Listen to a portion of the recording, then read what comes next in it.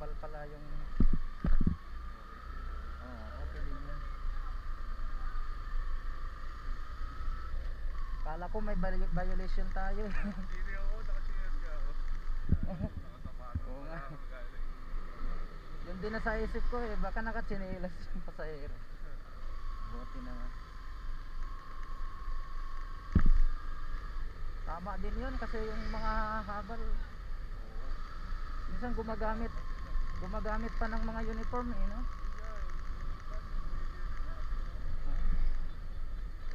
Naka-uniform ng Joyride, Move It. Tapos habal pala. Tapos, mahal pa nila. Mahal maningil yun. Akala mo naman.